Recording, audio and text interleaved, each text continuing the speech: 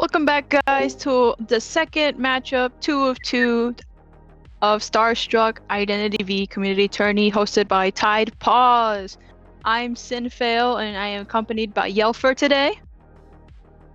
No, you're not. But yeah, this is going to be, I think, day 3 of week 2, potential versus Iron Thorns of StarStruck Tourney. I think it's like day 5 or actually. I don't know. I'm not really sure. That's why I didn't say any days personally. But yes, it is Because potential. we have I- Thursday, Huh? we had Thursday, Friday, and now it's today, Saturday.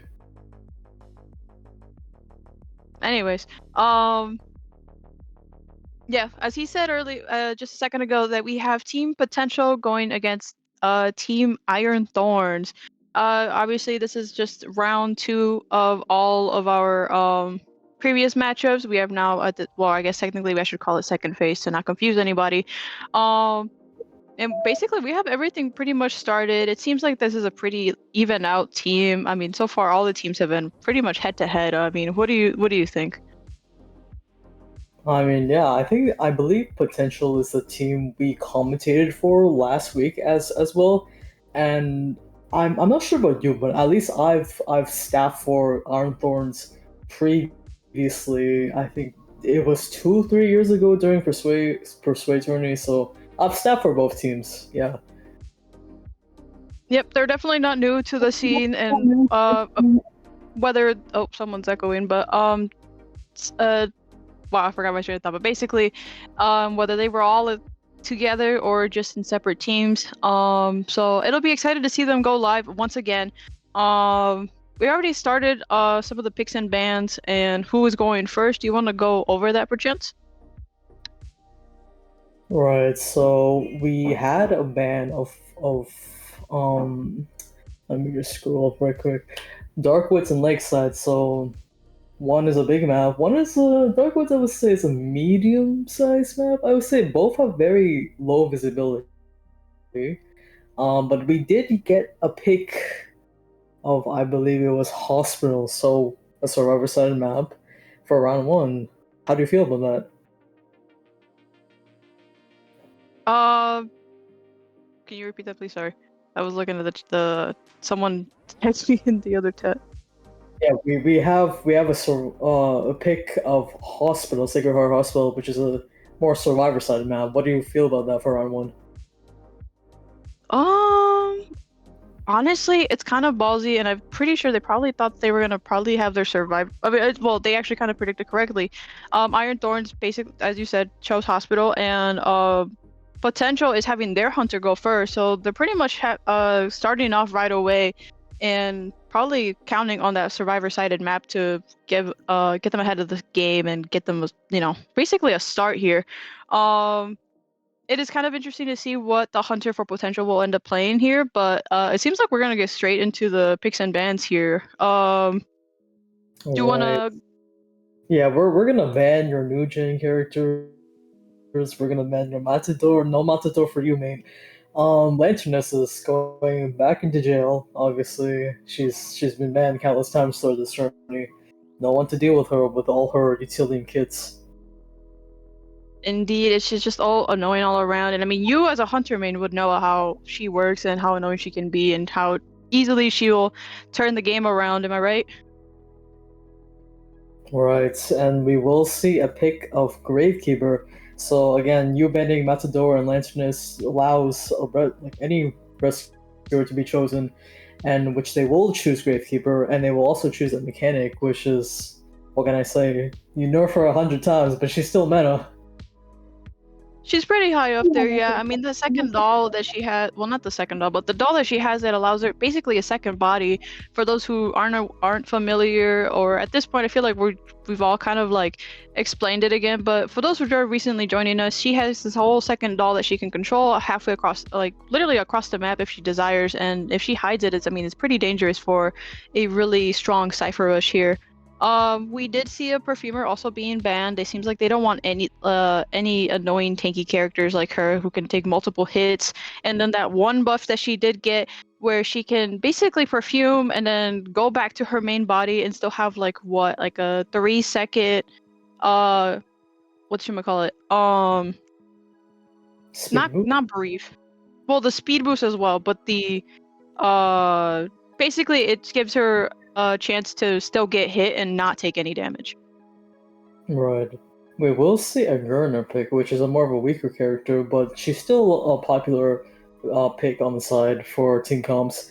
We will see an Entomologist, which is more of a niche pick, I would say, that defends and counters against certain hunters very well, but not too much on meta, I would like to think. And I believe the fourth band was supposed to be the batter, but the hunter forgot to select in time. Well, it seems like it was a just respect out of all the way, but we're here to have some fun.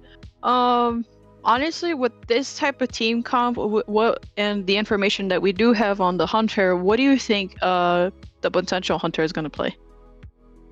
Well, we've seen Barry do very well, but it is Sacred Heart Hospital. Maybe you know what? I'll might I ask for some peddler gameplay? You know? Peddler would be pretty strong. I mean, she's pretty annoying all around. Uh, she can basically build doors through walls, build those through walls, have chip hits, delay any rescues with that ability that holds the survivor in place. Oh, you know what? I shouldn't have doubted it. You know what? I completely forgot this hunter plays Percy. Um, what do you think? Honestly, I'm dreading it, and I'm not even a survivor here.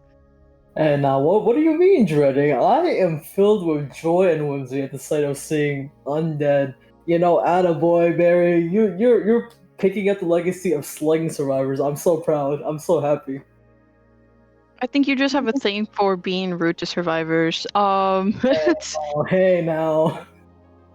It does seem like the Gravekeeper will be carrying Tide, and Borrowed Time. The Mechanic will carry Flywheel, Borrowed Time, and the Gardener and the Entomologist will all carry Borrowed Time, but instead of Flywheel, they will have Knee Jerk. Do you want to go over spawns, perchance?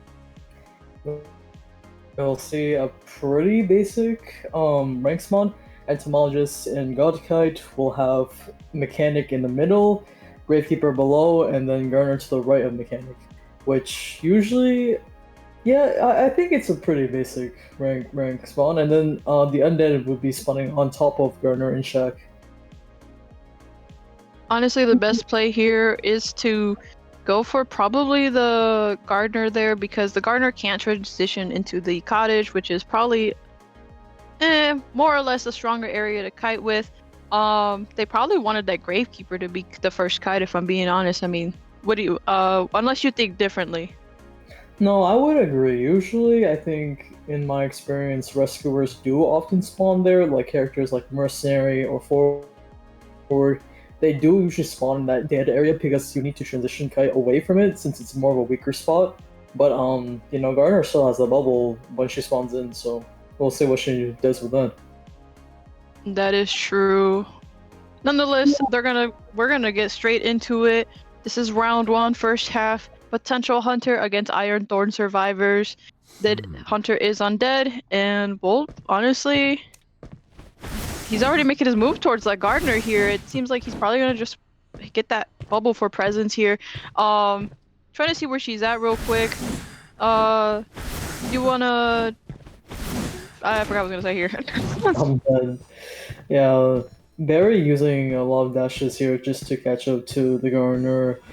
Collecting that energy load, but does knock out the bubble on the Gardener early game. It seems like the Gardener here will be transitioning probably into the birdcage area of the hospital, using these pallets around just to maybe allow her for some distance. Oh, but she almost gets hit here. Nice dodge from the Gardener, and I mean, unfortunately, because it is an undead, he is able to catch up. However, it's just a matter of time until he walks through that pallet. Right, Gardener just hugging those corners to evade those dashes here, but will take a hit from the charge attack from the a little bit not able to make it to the next pallet, but will be able to transition away through hospital here. Honestly, this is a very high walls area, so there's a lot of visibility cut from the hunter, and the hunter does not have peepers. Unfortunately, though, he does get that hit here. Ciphers are about a little over 50%, and I mean, obviously Slug is the name of the game here, so he's just gonna teleport away, and he teleports over to this mech doll, which, I mean, could waste a lot of time if it's not taken down immediately, so he might just transition and switch over to somebody else here. That is true. It was almost a hit on the doll, but threw the pal down in time. Going back near the gardener here, Mechanic is in the area, but it seems like they're going for the self-heal instead. Mechanic not actually really paying attention here, almost gets hit by the dash. Nice flywheel from the mechanic, but to avoid that long hit. But he seems like he's gonna go back to the gardener. It's wasting a lot of time for this hunter because it's just kind of like hyper focused on the gardener here. And everybody's pretty much focused on the decoding. And I mean, mechanic still has about 50%, a little less of her bot as well. Right, the team's choosing to let the gardener self-heal for the essentially what is the first share. It is wasting a lot of time. Ciphers are looking very healthy. Gardener is just hiding around these pallets, but again, the energy load on the undead just allows him to just break the pallets without any care in the world. That will be a second down on the gardener though. Only 10 seconds until teleport is up, so it's kind of in a tough position here. It does seem like they communicated that the hunter's headed towards cottage, so the entomologist is already transitioning and making a little bit of distance for herself, or just trying to like hide or just stall some time here. That Cypher is nearly primed. It is about a little over 80% here. It does seem like someone does heal the gardener. Oh my goodness. Alright. Yeah, since the gardener couldn't self-heal, she required a teammate, but it does seem like potentially we might have a 4-man endgame here. Seeing that both ciphers are primed, and Garner is being body blocked by the Gravekeeper over here. She is dead on chair, but again, it's quite rough. Not to mention, Dungeon is right here. All that needs to happen is a hit from the hunter towards the Gravekeeper, which lands on the Gravekeeper, of course, when in shovel, giving the Gardener full health. Now he seems like he's just gonna go harass this gate here, letting that Gardener go, or maybe he's just planning something a little bit, just trying to just stall some time because that was the gate that was being worked on. Opposite gate being a little over 50% now. All the survivors are trying to transition, figure out where this hunter's gonna go. What do you think? Right, it seems like the hunter will actually end up running into one of the survivors here, which is the dead on chair Gardener. The mechanic bot is actually still here, which will get spotted out by the hunter. It does seem more of a... If mechanic can self-heal, but it doesn't seem like it, it might be a tie or a 3 escape, depending on the situation, since Dungeon is here. That's gonna put them at a very tight position if the Gardener cannot heal up before she bleeds out here, because in fact the speed of that bleeding now is doubled, and she does get up in time, and the Gardener gets body blocked really well by those bees, by the entomologist. Great support from her. Unfortunately, that is the end for the Gardener, ending it there. Oh my god. Right, that will be a 3 escape. Unfortunately, again, yes, it was a mechanic that was going to bleed out. Mechanic was able to self-heal in time, and even though the undead did change the dungeon location, it worked out in their favor since Garner was down chair, the other 2 survivors were at gates, and was able to leave in time for the mechanic to escape their dungeon. Honestly, very strong gameplay coming from the survivors here. Getting that 3 escape was really strong for them, and really good lead right now, putting them at 3 points for Iron Thorns and 1 for Potential. But it is early game, anything can happen, and it was the first half, so it's just a matter of can Iron Thorns Hunter match that score or do better. It seems also that one of the survivors, Urellis, wanted me to say something about them. If anybody knows them in chat, say hi to them. They are in fact playing in Potential Survivor team here.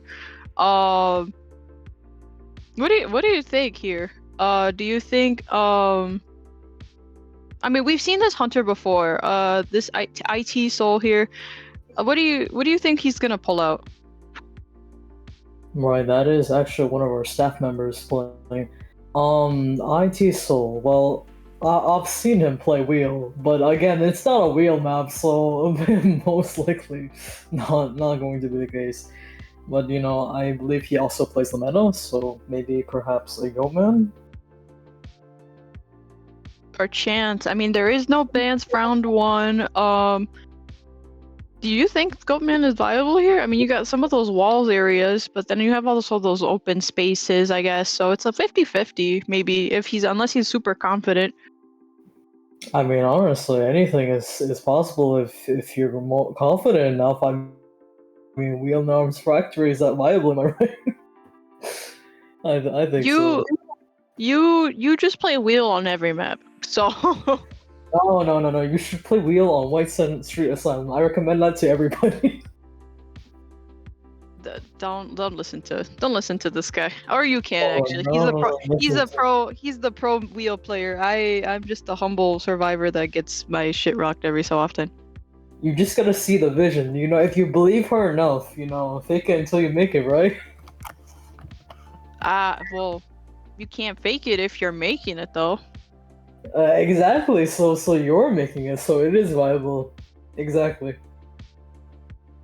I just got reminded about Soul's Dentist gameplay from his last matchup. Honestly, we could see a Dentist. I would be excited to see a Dentist, but I wouldn't be okay. I would be okay. Oh my god, words are hard. But I would be okay if I saw a Goatman. I haven't seen Goatman gameplay in a hot second. It seems like we're just gonna get straight into it. We're gonna see that Seer and Mechanic band right away. I mean, Seer is pretty strong on support. He just have to look at the Hunter to farm those owls and just potentially get another extra hit on the survivor that is supporting. Mechanic, as mentioned earlier in this live, that she basically has a second body. She can decode 2 ciphers at once and even on chair. So, do you want to go over the picks that the survivors have so far?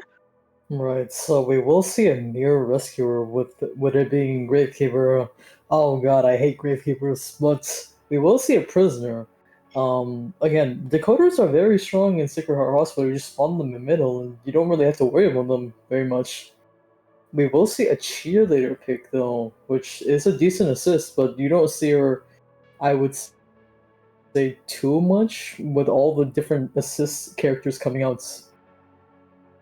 Indeed. We did also see an Archer and a Matador being banned. We will not see that Muleta being played, and honestly, Matador is pretty fair. He can basically kind of stun the Hunter and slow him down for like 2-3 seconds here.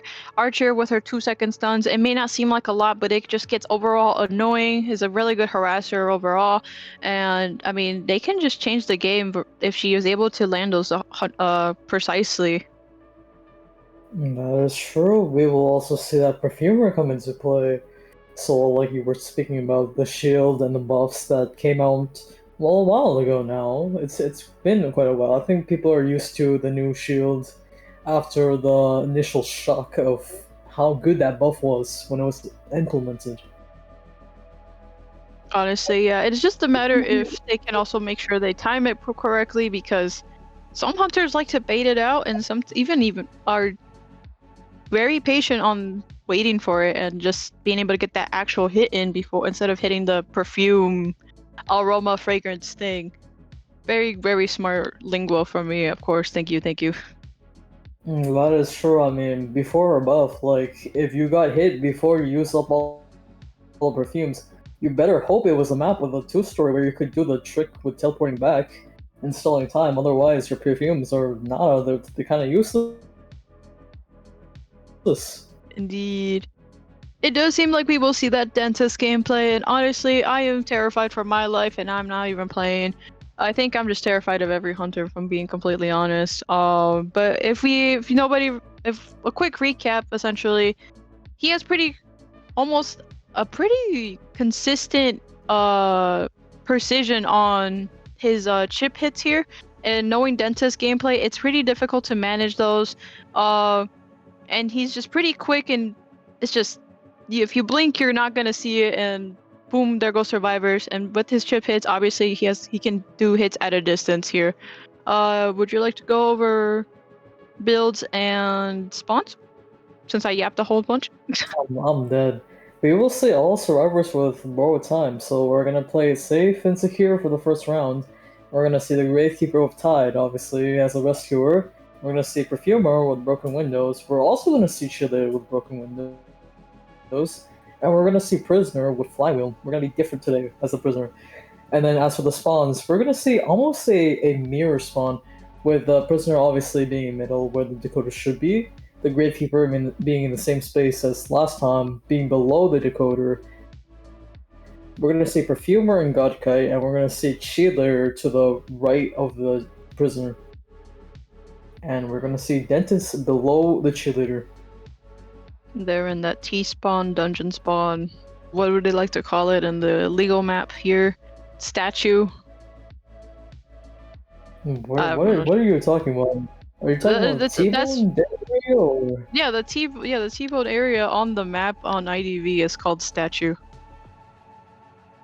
That's a bit strange. Then what do they call statue then? Forest or something. Actually, I'll check with in a second here. This is run second half. Iron Thorns Hunter against potential survivors. Still anyone's game, honestly, and he probably is gonna go after this. Oh no, he's gonna go over after this. Cheerleader. Pardon me. Sorry, it's lagging. I'm dead. Right. So we will see the basement in Shack here. We'll be throwing down that pallet, but again, people allowing Dentist to just double see where the survivor is. They're kind of sort of running into him, taking a chip there, unfortunately. Teleports right onto her, but both pom-poms have been used.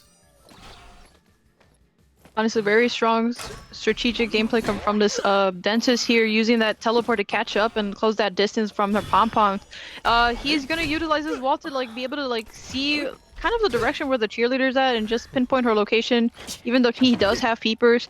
Honestly, I'm so out of words here, because essentially she's gonna just transition over to this corner, which is kind of a tight spot if she does, because it's just kind of a little bit weak in a way. She does have halfway to a pom-pom, it seems, but unfortunately she's gonna go down here with those chip hits. One cipher is done, and two are at about over 50% here. So they're pretty healthy here thanks to that prisoner support. Fortunately, she is gonna be shared in this T-bone area. Right.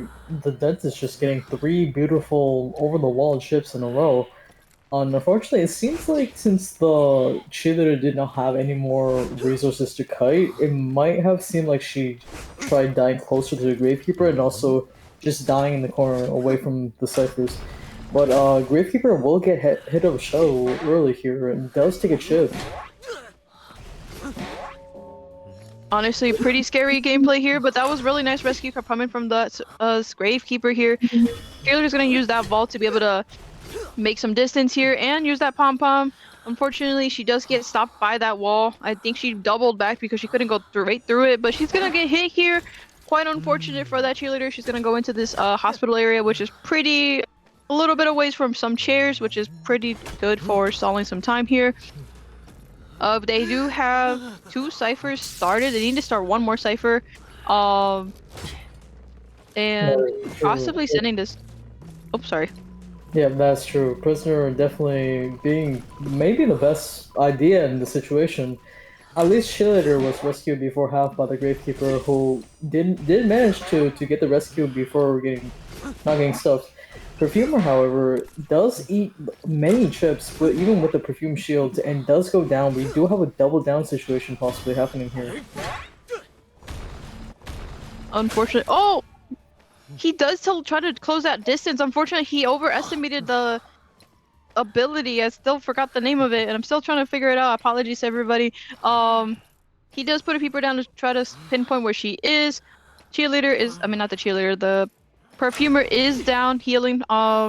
And they do seem like Prisoner and the Gravekeeper are going to be decoding the ciphers that are by the abandoned statue. Right. Cheerleader, unfortunately, will go down to this chip, but Perfumer will be up. We do have two ciphers with very high progress, one just getting started. It does seem, between a tie and a three kill situation. Honestly, I will have to agree with you here. He's gonna probably just go teleport to this, or quote unquote teleport to this prisoner here. Try to like cut him off, try to not get him to pop that second cipher that's in the cottage area. He will close the basic connection here, and he's just gonna try to stall time here. It is kind of a tight spot to like try to hide a way out of. It seems like the survivors are gonna reset as well, just to make sure they're healthy for in case of a rescue out here upcoming. And they seem to heal on the dungeon as well, so potentially they have dungeon location as well. That is true. Prisoner does eat that hit right there. Does dodge a few hits, but ultimately does take it more chips in this dead area. Almost gets hair shocked right there, actually. Skinny legends today, guys. We saw skinny today. We will see a trait swap to abnormal here. That might be a good decision or a bad decision, depending on whether or not you want to teleport for endgame. Nonetheless, it seems to like work in his favor right now, because now they have to work on a whole, either try to come back to these ciphers over here where the prisoner is going to be shared at, or try to find a whole new one, which is basically on the other side of the map at the other, like the moving statue here.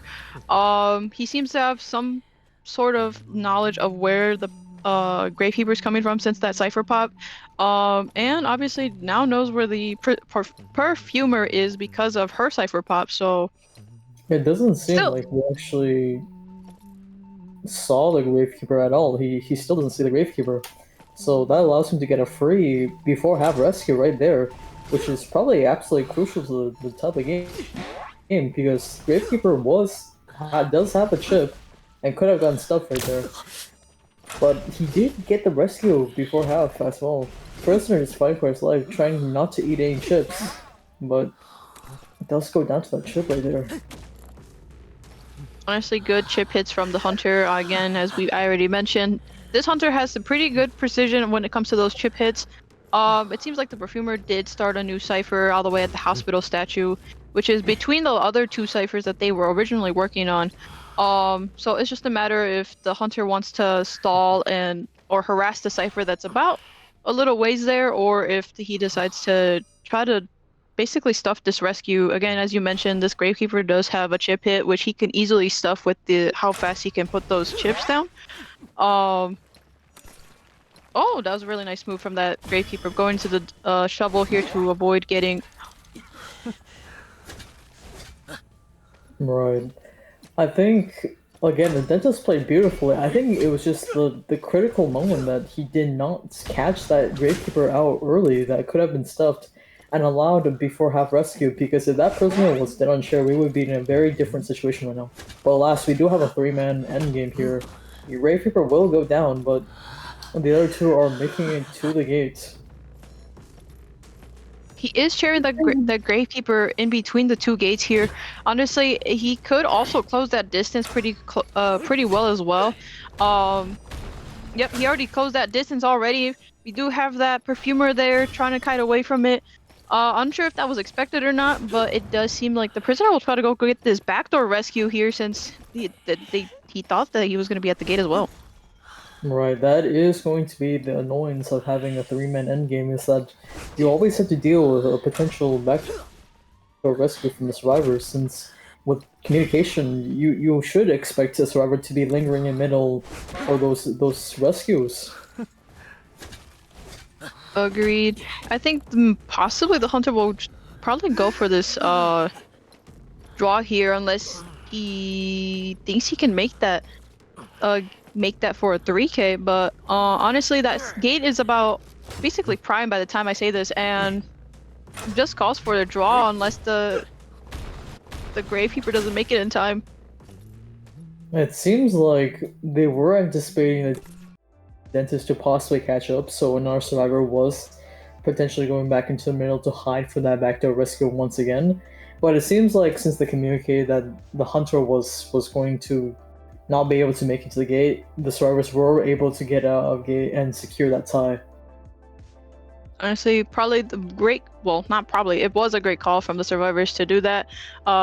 Avoid going for that backdoor rescue again for that perfumer, because I feel like that probably would have changed the game drastically. But nonetheless, that puts them at 5-3 in favor of potential. If do correct me if I'm wrong. It would be 5-3 in favor of Iron Thorns. the Apologies. Iron Thorns, yeah. My apologies, guys. My system is not fully present with my connection, guys. Is the stream not working? Like the No, Discord it stream is. No, it is working. It's just that I have usually a layout, and I'm able to also keep track of the correct items that need to be said instead of me saying a bunch of nonsense. Look, it's time to invest in 8 iPads. This is 8 iPads, dude. I play on Android. Look, it's time to invest into Apple. Okay, it's time to buy 2 more iPads, No. right? Am I right? Am I right or am I right? No. No, like, come on. You need to endorse being an iPad kid, right? I never was one. Oh, poo, you hate me. I don't hate you. I'm just never been a big fan of Apple products myself. It's just it's not for me. I don't really like the interface. It's just not for me. I still have to look up where things are. Maybe I'm just old, even though I'm like not even a year older than you. I think, after having used both Android and Apple, I think I've been more spoiled by Apple in terms of the split screen options, especially after the update where they allow you to have multiple split screens instead of just 2. So now you can play Roblox, you can play IDV, you can have Discord, you can have Safari open all at the same time.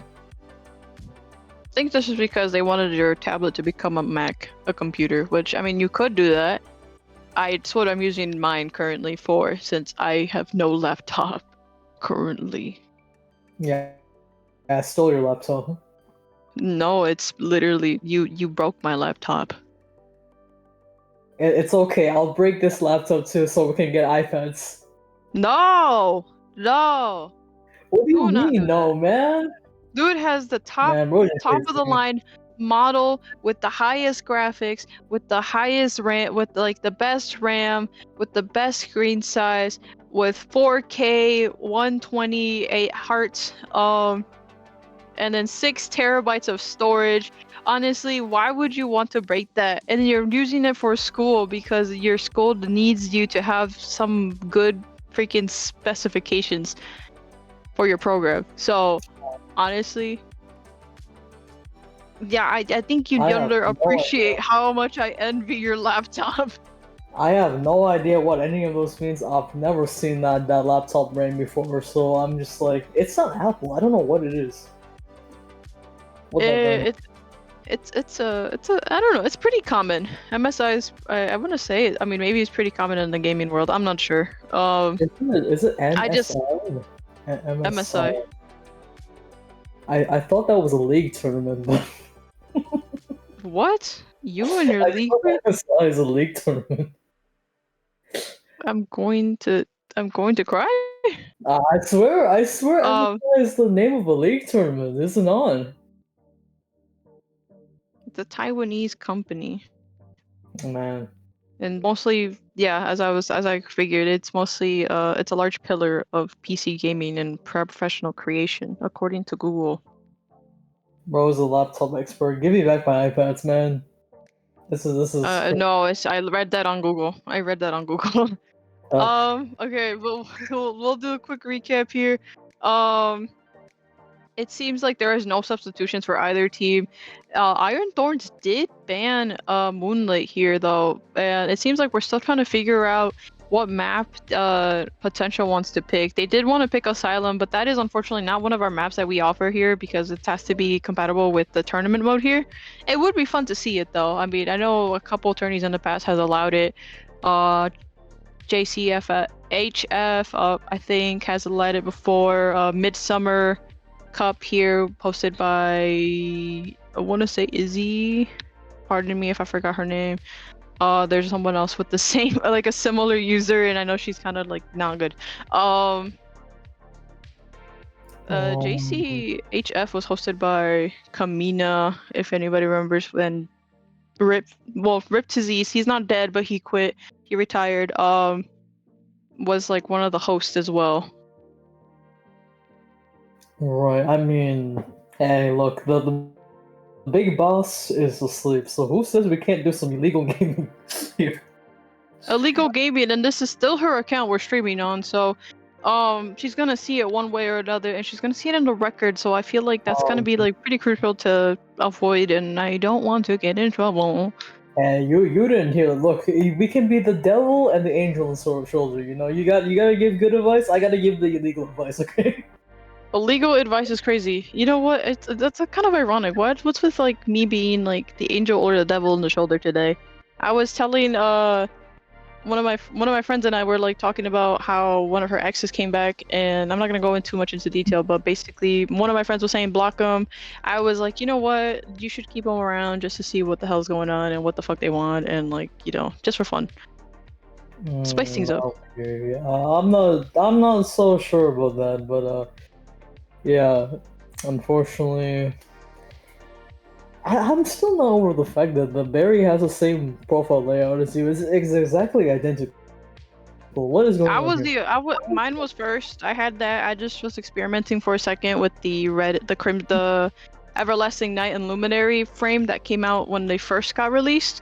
And then I said I didn't like it, so I went back to the Junji Ito frame. I think you clone each other. No, I think you clone each That's other. twin. That's beautiful baddie right there. But nonetheless, yeah, only alcohol addiction seems.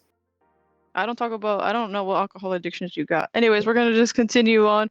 It seems like the survivors will be going into Factory today. Honestly, it's probably Yell's favorite map here.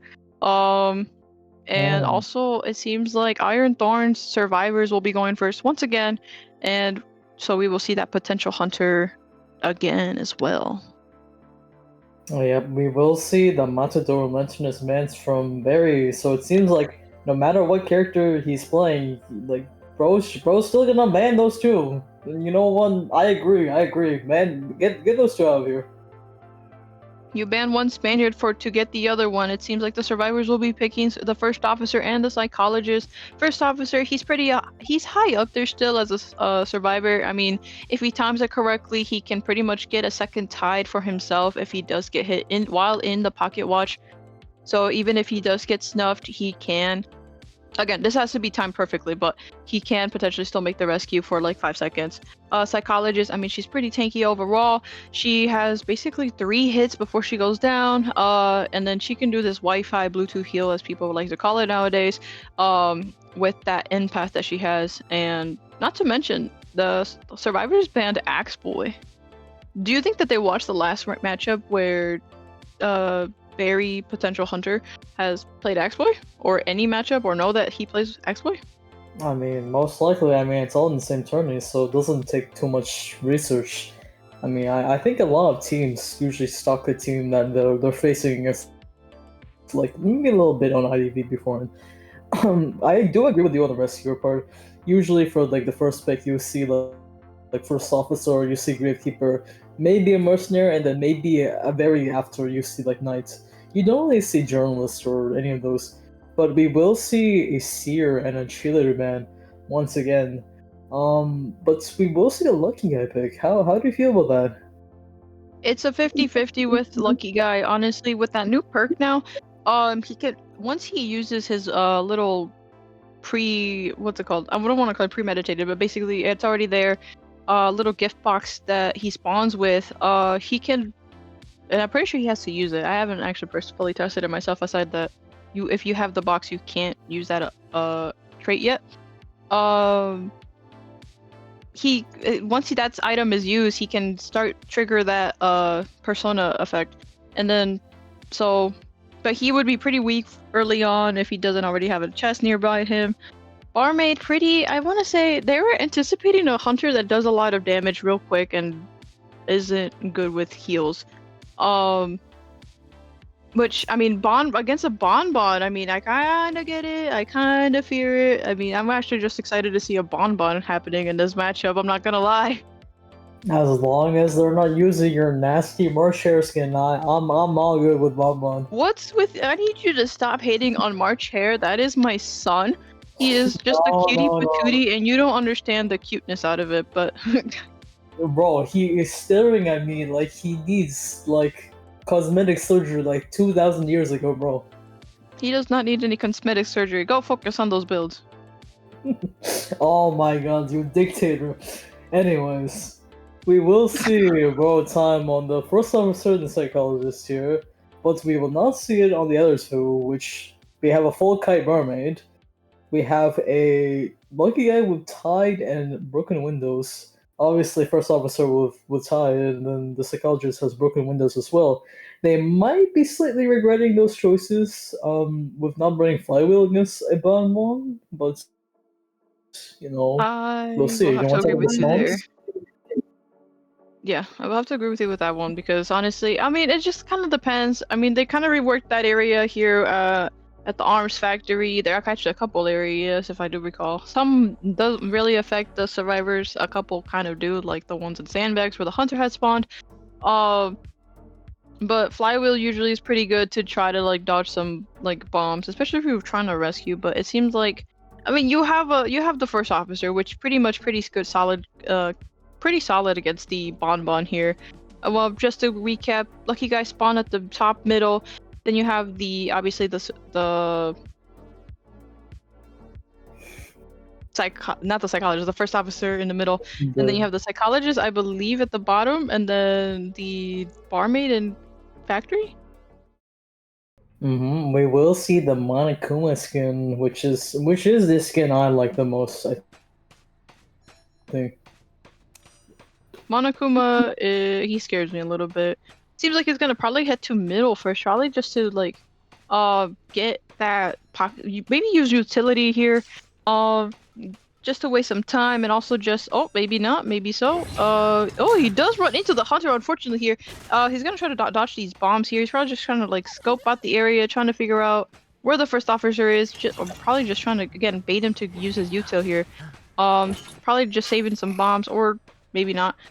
Ciphers are just getting started here. It seems like the ciphers here that are being used are the ones that are outside of factory, one at the main entrance, and the one that's a little outside of the cottage area. Alright, it did seem the Bonbon was checking for ciphers, but alas, we'll be committing on to that first officer. First officer wasting so much time with that pocket watch right there. As a few seconds before he can use it again, which can waste even more time considering the ciphers are already halfway done. Bonbon still has Blink to use, but it's not much help if you cannot see the survivor. It is kind of annoying to go first officer. I'm kind of wondering if the plan was to go first officer and it wasn't, and then they wanted to go after somebody else, but they kind of were thinking that they could make it, or maybe they just were feeling a little bit silly. We don't know. He does get that first hit on the first officer here. Probably just trying to get these chip hits. The first cipher does get popped by the psychologist. The other two are not that far behind, one at 90, one at 75, or close to be. And it seems like the lucky guy is looking for an item here. He does have a mechanic doll to work with as well, so he might just move over to work on a new cipher while the mechanic doll finished that cipher that he was on. Right, yeah, the first officer playing a little too close to fire, eating that normal hit and then having that chip right here. But it's doing a very decent kite. Two ciphers have already popped, one is about to be popped, another one has been started around 30%. Gets terror shocked here, but again, that was a beautiful kite. Even if it's a terror shock, I mean, it's wasted enough time for the survivors. It is pretty crucial that he did waste a lot of time here. The last two ciphers are one at 50, one about to be at 40 here. It's kind of a tight position for this hunter here. It's kind of trying to waste as much time as he can, but unfortunately this lucky guy came for the insta rescue. Nice rescue from the lucky guy nonetheless. And unfortunately though, this first officer did get hit. I wasn't able to tell if that was like from the bombs or he actually got hit physically. I think it was physically from the noise of the Monokuma. Shout out to their little giggles, I guess. Lucky guy doesn't have a flare gun, but it seems like he's gonna trade positions with the not the entomologist, the psychologist, pardon me, to finish her cipher and for her to go make the rescue. I mean, she has the health to do so. That is true. Nobody else has tied except for the first officer who was on chair. Lucky guy utilizing that tide. But the last cipher will be primed, so we were seeing a similar situation to the previous round. Psychologist does take that hit, but however, it does get that first officer off a chair, and that's what matters. Dungeon will be in middle, so we're not sure if we can communicate that. Unsure if they did and they will. But also this first officer doesn't have any items to work with. Hunter does still have blink to use, and they're gonna just pop the cipher for the first officer to make some distance.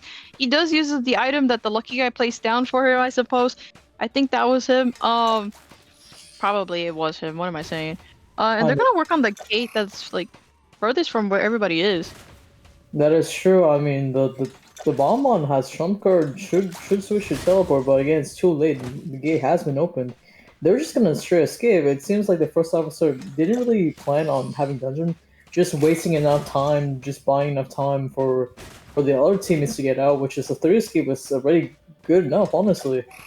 We'll be chasing the first officer down here. It doesn't seem like he doesn't know where dungeon is. Just making a little peek around possibly to see if dungeon is at factory. Missing the charge attack here, unfortunately from Bonbon, but does hit the dungeon at middle. Oh my god, what an intense game. But does he make the dungeon here? He got hit right close to the dungeon and he does get escape.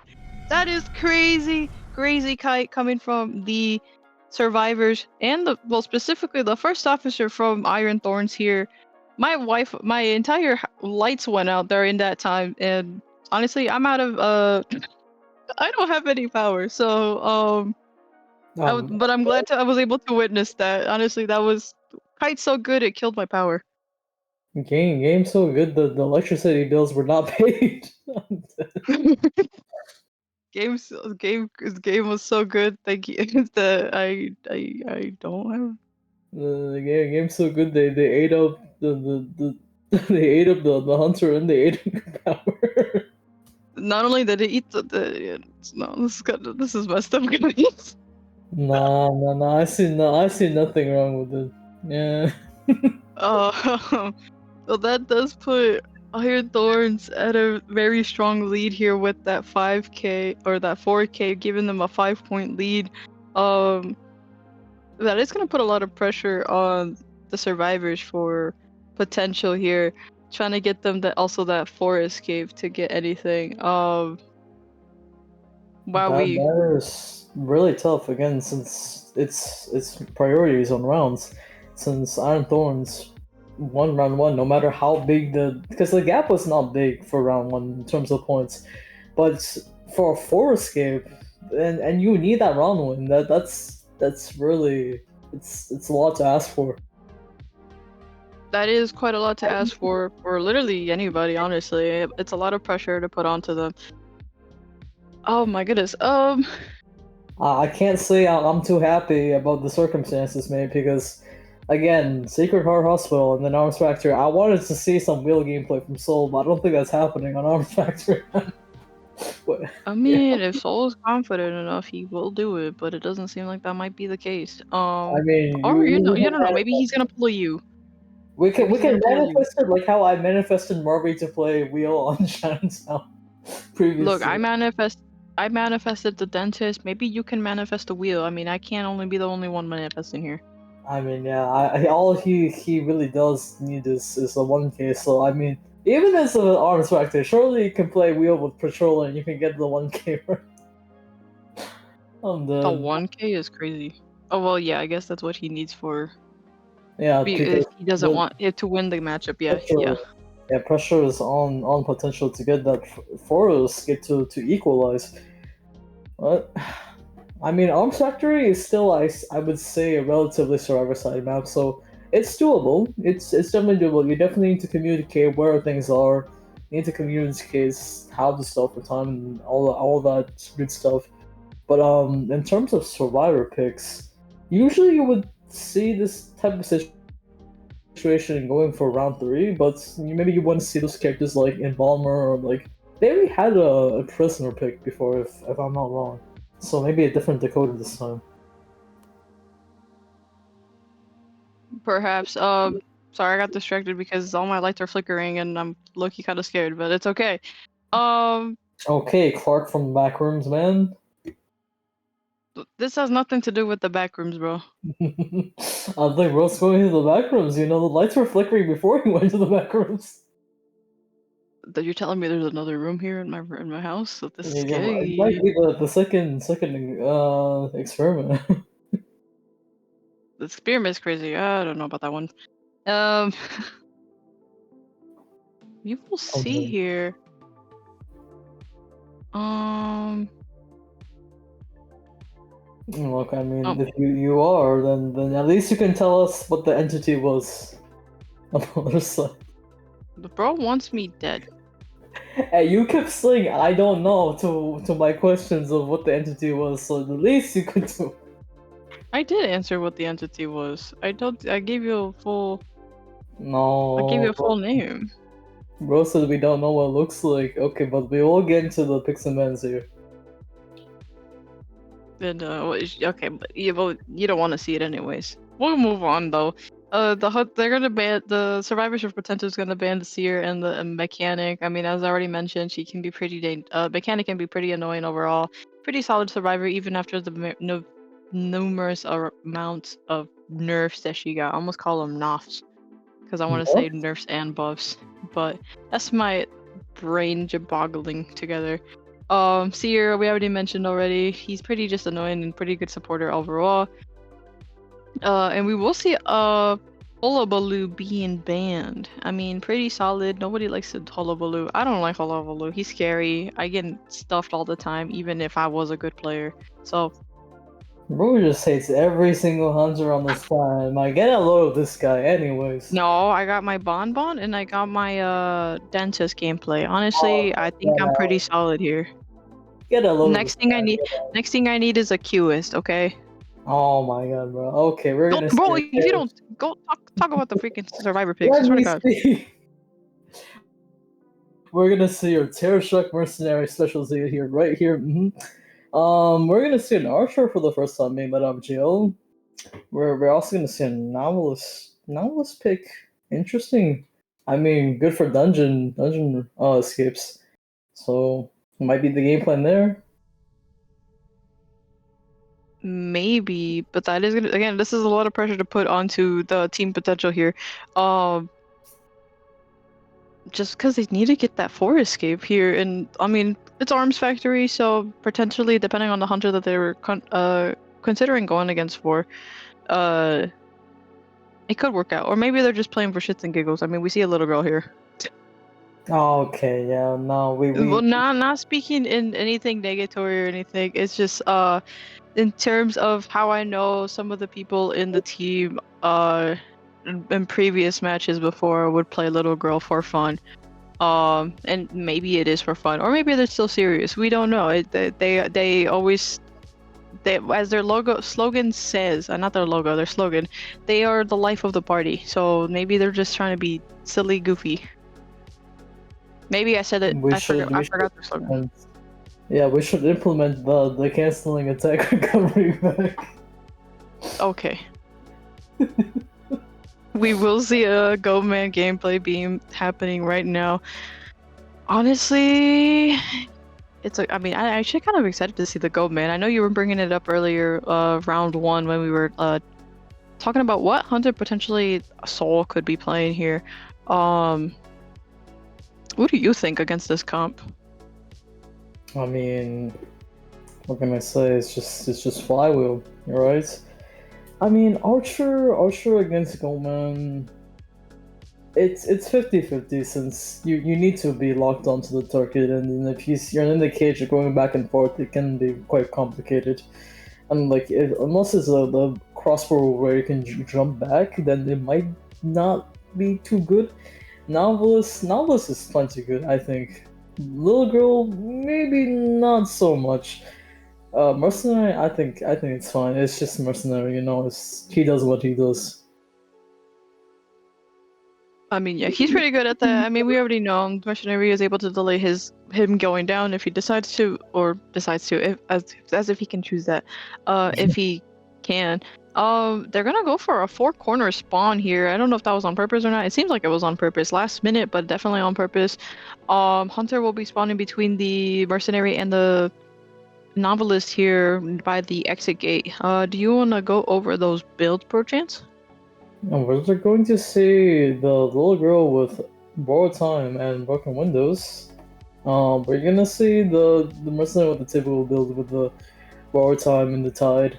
We're gonna see Nihilus as a secondary rescuer with tide and broken windows, and we're gonna see Archer with broken, not broken, borrowed time and flywheel.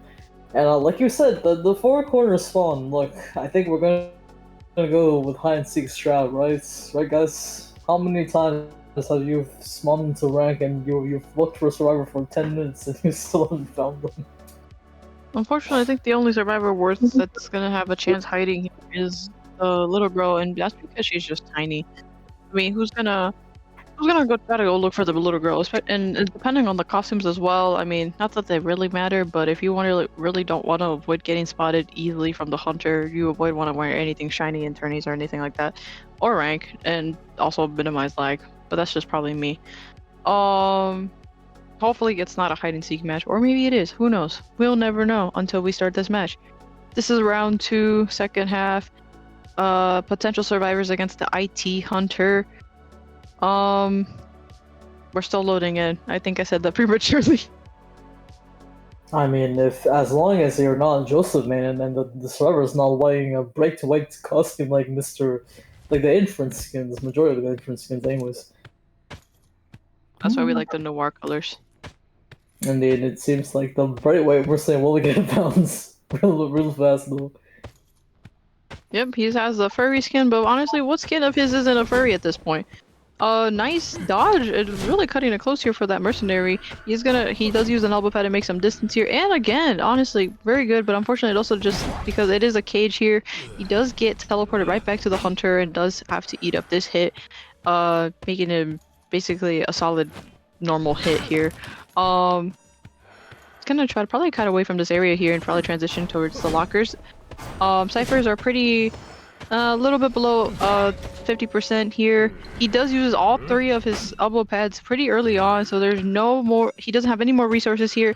And basically dying in the middle where the little girl was decoding. Alright, I think the second elbow pad use was most likely an accident because I don't see why the mercenary will use 2 elbow pads back to back in the span of 5 seconds.